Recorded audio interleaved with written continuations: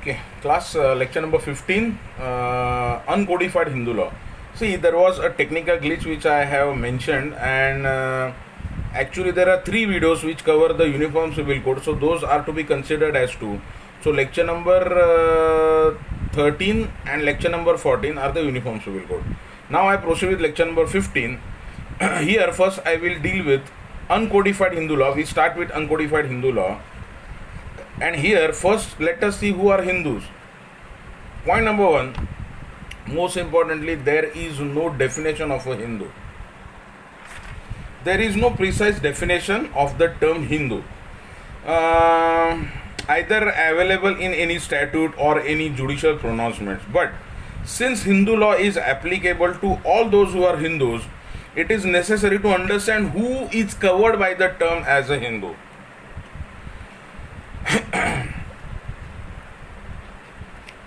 The persons to whom Hindu law applies may be put in the following three categories. Number one, or A, any person who is a Hindu, Jain, Sikh or Buddhist by religion. That is, these persons are considered to be Hindus by religion. Then 2 or B, any person who is born of Hindu parents. That is, when one or both of the parents is a Hindu, Jain, Sikh or Buddhist by religion.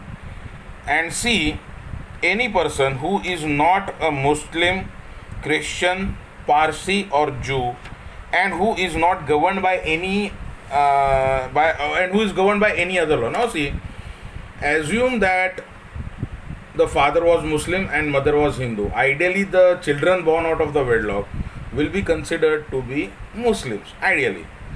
But suppose for some reason that child is brought up by the mother or by any other relatives of the mother in a Hindu family, in an Hindu environment, जहाँ पे संस्कार, उसका रहन सहन, खाना पीना, everything is just like Hindus, he will be considered to be a Hindu. So even if either of the parents are belonging to are a Hindu, the child might be a Hindu, depending upon the facts and circumstances of that particular case. And any person who is not a Muslim. Now see, law has to be very precise, और कभी कभी ना including excluding मतलब exhaustive definition करना पड़ता है. सो including कौन कौन हो गया हिंदू में? Jain, Sikh and Buddhist.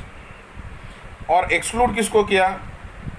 Muslim, Christian, Parsi और जू. उनको हिंदू एक्ट एप्लीकेबल नहीं होगा. Anyways, I can reiterate, there is no precise definition as such of a Hindu. Now, Hindus by religion, two types of persons fall under this category. Number one, or A, those who are originally Hindus, Jains, Sikh or Buddhist by religion. And secondly, two, या B, those who are converts or reconvert to Hindu, Jain, Sikh or Buddhist religion. Now see,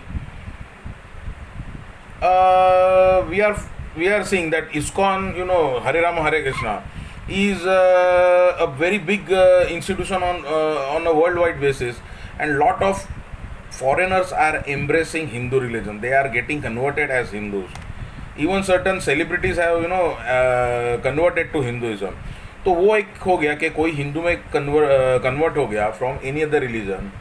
and secondly, those who originally were Hindus but were forcibly or for some other reason for their survival converted into other religion. त्यांना मराठीत बाटलेले म्हणतात बघा, बाटलेले. सो हिंदू था मुसलमान बन गया.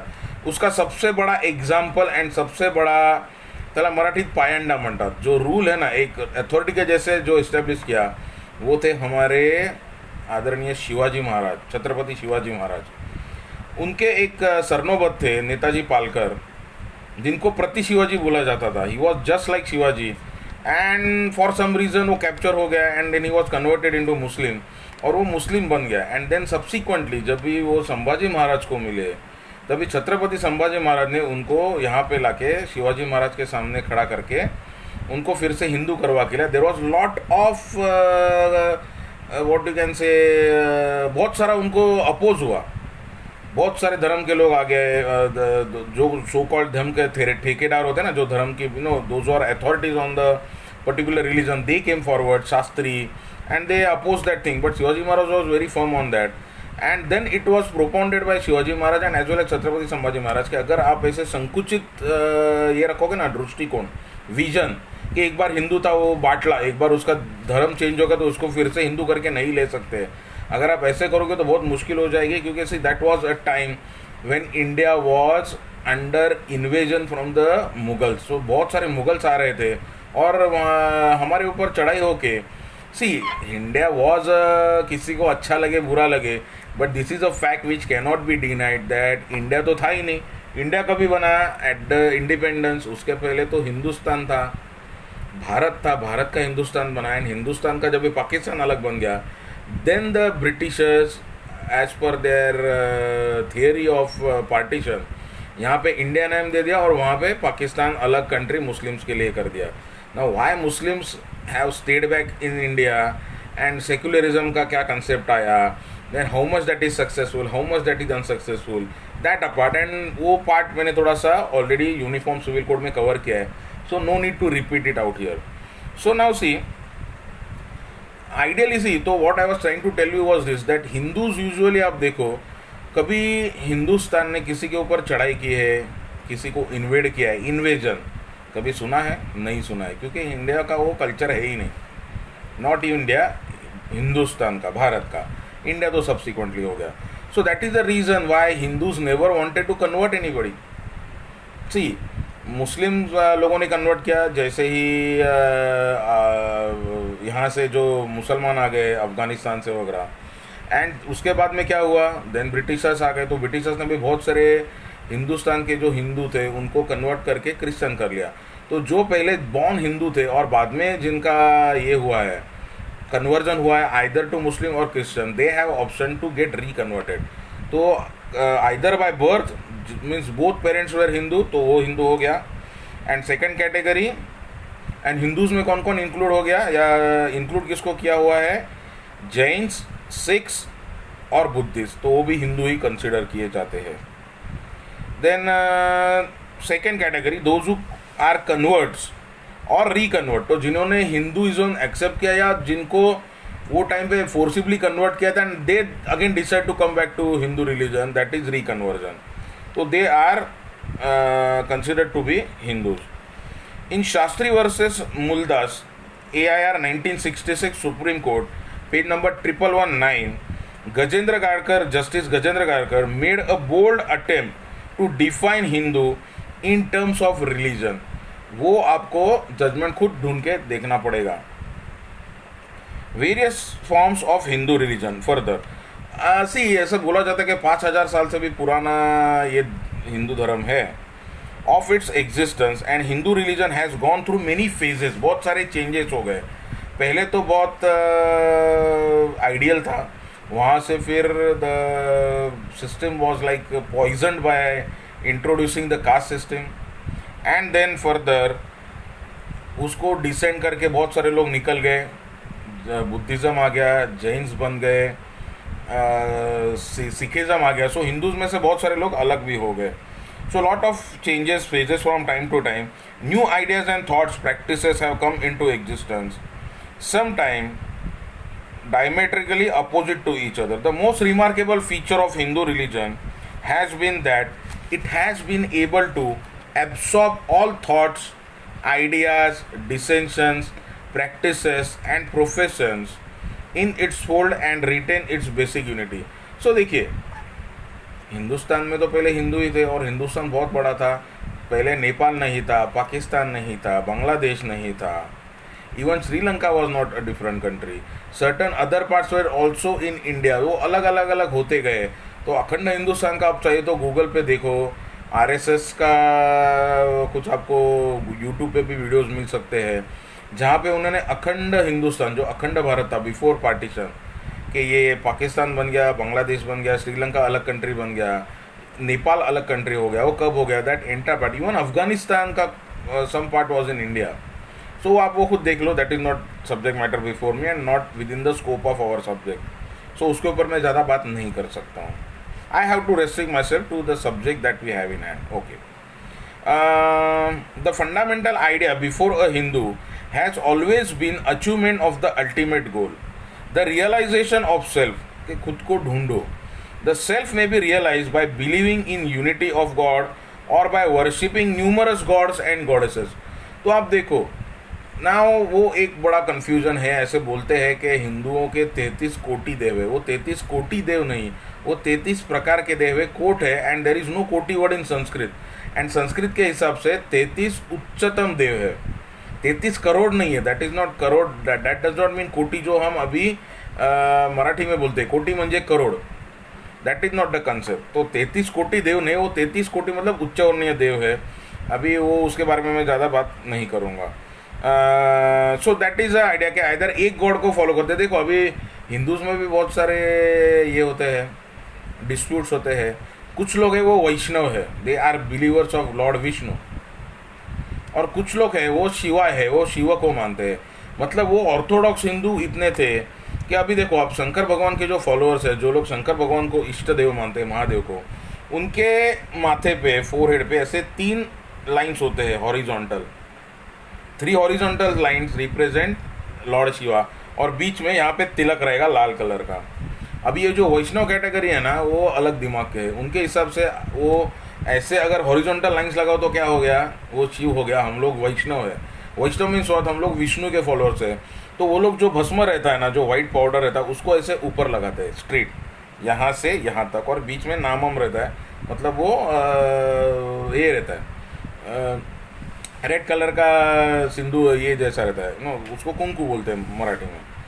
तो अभी देखो मतलब वो लेवल पे डिसेंट है कि हम इसके फॉलोअर हैं, हम उसके फॉलोअर हैं. लेकिन माइथोलॉजी में आप देखो, महादेव और विष्णु ये दोनों एक दूसरे के ऑलवेज सप्लीमेंटल रहे और एक दूसरे को मदद किया है उन्होंने. तो अगर उनके बीच में झगड़ा नहीं था तो I don't know why this followers are having this issue. That apart now see, तो या तो ये रहता है, या तो फिर कोई गॉडेसेस के ज़्यादा रूप को भी मानता है. कोई रहेगा वो एक ही भगवान को मानेगा, एक ही रूप को मानेगा. और कोई क्या अर्सी, और हिंदुओं में क्या हुआ है कि बहुत सारे भगवान ने रूप लिए, बहुत सारे अवतार लिए, और हर एक अवतार की अलग अलग पूजा होती है. तो वो हिसाब से अलग अलग ये. तो संबड़ी कुछ लोग हैं वो एक ही भगवान को मानते हैं, कुछ लोग सब अलग अलग भगवानों को मानते हैं. Depends and differs on each and everybody's believe. It may be realise also by following the bhakti marg. भक्तीचा मार्ग. भक्ति का मार्ग मीन्स व्हाट, भगवान की आराधना करो. भक्ति means Aradhana.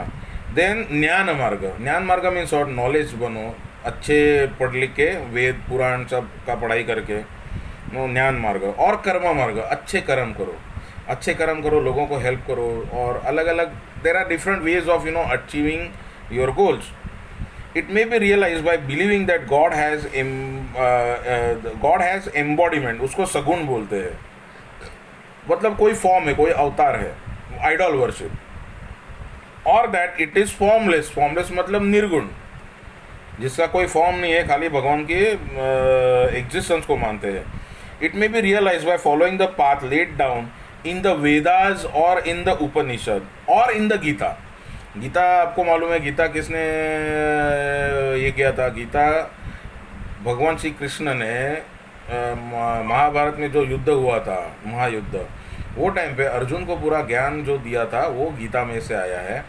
And Gita is completely secular document. वो कहीं भी हिंदू की बात नहीं करता है, वो मनुष्य की बात करता है. कुटुंब वत्सलम. It talks about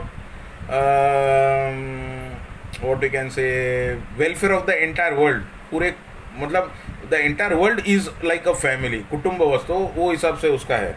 so it is actually a secular document जो किसी किस्म का डिवाइड, हिंदू मुस्लिम प्रॉब्लम, वो किसी के ऊपर नहीं बात करता. इट टॉक्स ओनली अबाउट अच्छे कर्म. और ये तो वो एक्चुअली हिंदुइज्म का उसमें कुछ है नहीं. It is only basically a secular document and it talks about good deeds and good things to be done in life, principles to be followed in life. Then going further, the self may be realise by tapasya. तो कुछ लोग हैं उन्होंने तपस्या करके ज्ञान का प्राप्ति किया या उनका जो गोल था वो अचीव किया. और it may be realise by following the life of सदगृहस्थी. सदगृहस्थी मीन्स व्हाट, गृहस्थ रहो, फैमिली मैन. और बाय लेंडिंग लाइफ ऑफ अखंड ब्रह्मचारी. ब्रह्मचारी मीन्स व्हाट, वो कभी भी शादी नहीं करेगा, गृहस्थ आश्रम में प्रवेश ही नहीं करेगा। तो बालावस्था, देन युवा अवस्था, देन उसका शादी हो गया तो गृहस्थ आश्रम हो गया, और लास्ट में संन्यास ले लिया, तो वो सीधा उसमें से यूथ में से संन्यास की तरफ चला जाता है। बीच का एक जो संस्कार है, संस्कार नहीं, जो संसार है, मैरिज, चिल्ड्रन, और जिसको हम सांसारिक बोलते हैं, वो संसार में वो आदमी नहीं पड़ता है। Thus, whatever path a person takes to reach the destination or realization of the self, the ultimate principle that he is following, the Hindu way of life, the Hindu religion, and the Hindu philosophy, and thus he is a Hindu. Thus he is a Hindu. Much multifarious and multitudinous ways of Hindu life are diverse, and also numerous paths. There are numerous paths when it comes to leading a Hindu life. For realisation of the ultimate principle. See, सबका ultimate goal क्या है? See, life of cycle, sorry cycle of life. जन्म लिया है, वो क्या होगा? अपनी ज़िंदगी जिएगा और एक दिन मरेगा। So what is the last truth of life? अंतिम सत्य क्या है? मौत, मरण। तो मरण के बाद क्या होता है? See, there is a cycle of life. As per Hindu philosophy we believe in chain of birth. तो एक आदमी ने जन्म लिया, एक बार मनुष्य का जन्म लिया, तो बहुत बार जन्म होकर उसका पुनर्जन्म भी हो सकता है। So we believe under Hindu philosophy और under the Hindu religion of the principle of rebirth, incarnation, फिर से जन्म लिया। ये चेन में से मुक्ति कभी मिलती है? जब भी आदमी को मोक्ष मिलेगा। सो मोक्ष मिलना चाहिए, मुक्ति मिलनी चाहिए। सो that is the main goal, कि मुझे मुक्ति चाहिए ये सब में से।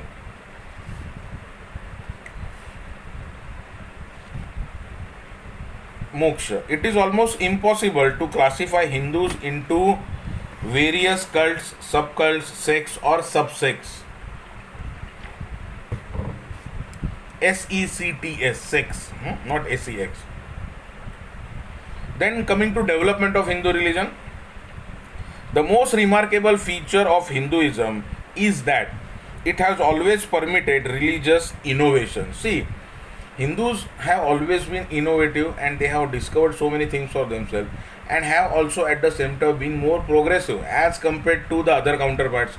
खाली हिंदू और मुस्लिम को रिलीजन के हिसाब से कंपेयर करके देखो, codification of laws, accepting so many things, rights given to the women, to the children, as compare to Hindus उतने मुस्लिम्स में अनलकीली उतने क्रिस्टलाइज नहीं है। And this time and again giving or adding new dimensions to Hindu religion. Movements after movements have taken place. Sometimes some old practices and rituals are discarded. सबसे best example आपको देता हूँ। पहले हिंदुओं में अगर पति की मौत हो गई तो पत्नी क्या करती थी? सती बनती थी। What is a Sati? Everybody is aware that जब भी पति की मौत हो जाती है और उसका जो अंतिम शरीर है, उसका जो अंतिम संस्कार होता है, whatever last rites are done, उसका जो डेड बॉडी उसको जलाया जाएगा। The wife considers that her life has come to an end and she enters that lighted pyre, जो जलती चिता है, आग लगी हुई चिता है, उसमें वो एंटर करती है और वो समाधि लिए जैसे उसके ऊपर बैठ जाती है and she Burns her self along with the dead body of her husband. Now history को देखो, माइथोलॉजी को देखो, बहुत सारे औरतों ने सती परफॉर्म किया। It got what you can से, it got force of a custom, के कस्टम है। एंड सी उसमें क्या था ना, एक और चीज़ था that under the traditional Hindu law, ये मैंने जो चेंजेस आए हिंदू लॉ में वो वीडियो में I have dealt with this, और शायद लाइव लेक्चर्स में भी मैंने बात की थी इसके ऊपर। See what was the position before 1955? Hindu marriage act नहीं था, we didn't had any codified laws, and prior to that early 19 तक, मतलब ऑलमोस्ट ब्रिटिश रूल के अंडर भी, the remarriage of widows was completely prohibited, ban था। तो एक बार औरत अगर विधवा बन गई, उसका सिंदूर उजड़ गया, मतलब उसका क्या बोलते हैं, वो विधवा बन गई, उसका सुहाग उजड़ गया। हाँ, मुझे वर्ड याद नहीं आ रहा था, सुहाग उजड़ गया। बीइंग अ मराठी मुझे उतना हिंदी नहीं आता, लेकिन हिंदी में क्यों बात करता हूँ, at some point of time there are certain students in class those who don't understand और डोंट फॉलो मराठी। जो मराठी है उनको समझ, और बीच में मराठी में भी बात करता हूँ। सो सपोज उसका सुहाग उजड गया, तिचं हे झालं, सौभाग्य संपलं. एंड उसके बाद में उसका रीमैरिज होना तो आउट ऑफ क्वेश्चन था इन दोज डेज. तो कुछ चीज़ें ऐसी थी ना कि अगर कोई बाल विधवा हो गई बचपन में, अगर वो उसका ये हो गई, विडो हो गई, एंड उसका पति अगर मर गया तो उसको पूरी ज़िंदगी ऐसे ही काटनी पड़ती थी. And there were lot of restrictions, religious restriction बहुत था. नंबर 1, कलर्ड क्लोथ मत पहनो. Number 2, you should not look attractive, sexually viable नहीं होना चाहिए, और कोई दूसरा पराया मर्द आपकी तरफ आकर्षित नहीं होना चाहिए. लेकिन देखो क्या होता है दोस्तों, मर्द प्राणी ही ऐसा है कि वो लस्टी है. उसको औरत को देखते ही शायद एक ही चीज़ दिखती है उसमें, और he wants to have every woman. ऐसा एक जनरल ट्रेंड है. Not every man is a womaniser, but that is a general trend. और अगर ऐसी वुमन अवेलेबल होगी तो जिसका पति मर गया है, कोई रोकने वाला नहीं है, उसका कुछ ये नहीं, तो वो दिनों में क्या होता था ना, मेनी अ टाइम्स घर में कोई बड़ा बुजुर्ग ही उसको सेक्सुअली एक्सप्लॉइट करता था, या अगर किया तो there was know what you can से डिफेंस. अगर किसी को बात करने जाओ तो विश्वास किस पे रखेंगे, जो घर के बड़े हैं उनके विश्वास रखेंगे. कोई औरत कंप्लेंट करी उसके ऊपर विश्वास नहीं रखेगा, उसको सेक्सुअली एक्सप्लॉइट किया जा सकता है, और भी कुछ हो सकता है. And so many things are there. तो क्या होता था कि ये लाइफ क्यों जीना है. देन अब बियॉन्ड दैट, तो मालूम है आपको, उन दिनों में जो औरत विधवा हो जाती थी ना, उसका सर मुंडवाया जाता था, टक्कल केलं जायचं. Because a woman looks very attractive and sexually viable with hair, उसकी ब्यूटी बढ़ जाती है. अगर उसको गंजा कर दो तो कोई, मतलब उसका ब्यूटी में बहुत सारा कम हो गया. These are the concept of those days even today. तो उसमें से कैसा हो गया कि वो उसको विद्रूप करो ताकि वो, and she should not have, उसको खुद का कुछ इच्छा नहीं होना चाहिए. तो उसके लिए she must leave a life of salvation. कहीं घर के कोने में पड़े रहो. उसको खाने के लिए अलग राशन दिया जाता था, जनरल फूड, मुगाच्या डाळीची खिचडी, मूंग दाल की खिचड़ी, या साबुदाना का खिचड़ी, ऐसा एकदम रेगुलर फूड. अगर समझो दशहरा है, दिवाली है, तो स्वीट्स वगैरह भी उसने नहीं खाना चाहिए. So many restriction. फिर कोई घर में अगर ये होगा, क्या बोलते, कुछ शुभ कार्य है, वहाँ पे वो विधवा नहीं जानी चाहिए. तो किसी दूसरे की शादी हो रही है, वहाँ पे वो विधवा को लेके नहीं जाएंगे, क्योंकि वो 4 लोगों में सफ़ेद कपड़े पहने हुए औरत, उसको एक किस्म का मतलब एक दाग लग जाता था. And she used to be considered to be inauspicious. उसको इनऑस्पिशियस बोलते हैं, अशुभ. तो ये सब चक्कर में से बचने से एक चीज़ अच्छा है कि पति के साथ खुद को जला लो. थोड़ी सी तकलीफ होगी, ये कुछ दिन, थोड़े टाइम के लिए तकलीफ होगी. सी, आप खाली कभी गर्म चाय है ना, उसमें उंगली डुबा के देखो कितना चलता है, या जो भी दूध उबला हुआ रहता है ना, खाली उसको हाथ लगा के देखो, या सीधा फायर में उंगली डाल के देखो कितना झटका लगता है, कितना झटका बैठता है. Just imagine the pain, torture that lady must have been going into. But this was a custom. But then lately, with efforts of social reformers like Rajaram Mohan Roy, और भी कुछ social reformers, I don't really recollect everybody's name right now, the ban or the prohibition on remarriage of widows was lifted. And secondly, then early 80s में एक बार ऐसा हो गया कि राजस्थान में एक केस हो गया जहाँ पे एक औरत सती गई. तो at that point of time, तब तक सती की प्रैक्टिस ऑलमोस्ट बंद हो गई थी, प्रोहिबिट हो गया था, लेकिन लीगली कोई एनेक्टमेंट था नहीं विच प्रोहिबिट सती. तो वो टाइम पे एक ये आया, that is also one of the part of your syllabus which we will be doing, prohibition of Sati act, commission of Sati act. Under that there are so many provisions of punishment, and now nobody can say that okay मुझे सती जाना. तो अगर आज कोई औरत ये इच्छा व्यक्त करे कि मैं सती जाना चाहती हूँ, she is not permitted because it is now a law and it is a crime. तो देखो, एक बहुत कस्टम था, उसको हिंदूज ने छोड़ दिया, and they have now decided that आगे से कोई सती जाएगा ना, and a law is enacted to prohibit that. So ये किस्म का जो एक ये रहता है. See again one more thing I must tell you कि इसको जौहर से अलग समझो. राजस्थान में राजपूतों की बीवियाँ जो थी, रजवाड़ों की बीवियाँ थी, वो जौहर परफॉर्म करते थे.